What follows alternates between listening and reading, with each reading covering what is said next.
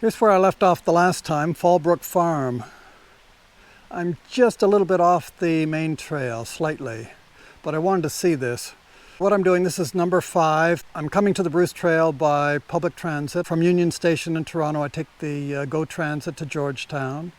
I ride my bicycle to someplace on the trail. I've actually hiked in from 10th Line today. William McClure was the first farmer here in this area from Scotland. He built a cabin, he built a grist mill, he built a sawmill, and he was expecting a lot of traffic to those mills. So he built a stone bridge, very permanent, very unusual. Usually they'd build a wooden bridge, but he was an optimist. And it's still here to enjoy today. It's still here to drive over. Oh, look at this, the Fallingbrook Farm historical background. I saw this online and had no idea where it was. It's just in the bush, just off the bridge. And there's a picture from 1921 with some sort of buggy on top. Here we are at the other side, and this is very disappointing. Somebody drawing graffiti on this historic bridge. No farms, no food. No farmer, no food. Well, nobody would disagree with that. I don't know what the point of that is.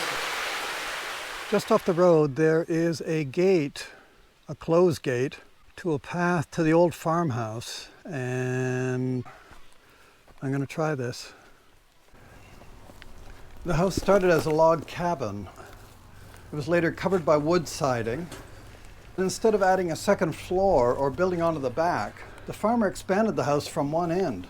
The descendants have tried to raise money to restore it. So far, they've at least stopped it from being torn down. All this is part of the Silver Creek Conservation Area. Beautiful area. It's one of the great things about the pandemic.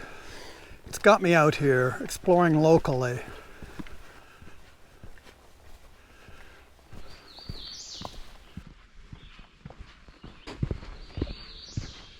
What's with the birds in this forest?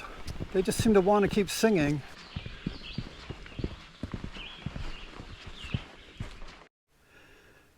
Okay, this I find a little weird. I don't know what this is. Is this a snack you're supposed to help yourself? Is this an art installation? Maybe somebody can tell me what this is all about and why it's interesting. It's lost on me. I'd rather look at the trees. I've just entered the Terracotta Conservation Area. These conservation areas keep going and going, one after another as you go north. Another beautiful, beautiful park. And in this park, there's something special.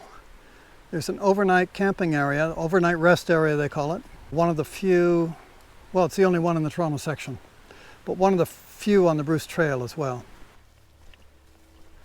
On the Bruce Trail map, you can see the little red tent. That's the camping spot. It's a clearing for a tent, nothing else. No picnic table, no outhouse, so you also want to look at the park map. Most people enter the park in their cars at the north end. I entered on the Bruce Trail from the south. I hiked northward to the camping spot. If you follow 3 little roads around to the right, maybe 300 meters, you come to picnic area number 5. It has picnic tables and an outhouse, a vault toilet they call it. It's a bit far, maybe half a kilometer round trip, but it's worth knowing about whether you're camping here or just passing through. There's some other hikers. 4 women in pairs. Nice to see other people on the trail.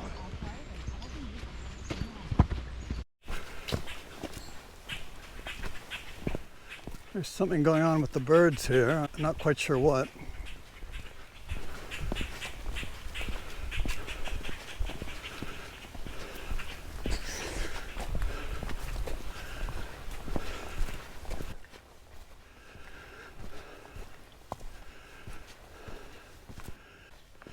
I remember coming through here in the winter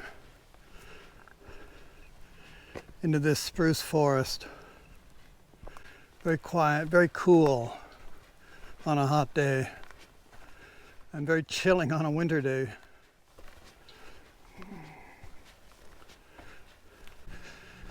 The Toronto section ends with a road walk, ends with a whimper. So I'm just coming out of the forest very soon here and going on the road right until I get to the Cheltenham Badlands. Here we are. This is what I want to see. Finally. The Badlands is a really interesting geographical feature. I've been here before. I was here a couple of years ago researching a book on a murderer from 1898, The Killing of Jesse Keith. And the killer came through Erin and then was captured and arrested at Cataract, which is right next to the modern-day Bruce Trail. I don't think they actually say it, but this is the beginning of the Caledon section and the end of the Toronto section. So I've completed the Toronto section. A long walk today so far, 14 kilometers, and I've got to go all the way back. So I'm going to get started, but first I want to celebrate a bit and go to that Spirit Tree Cidery and celebrate my end-to-end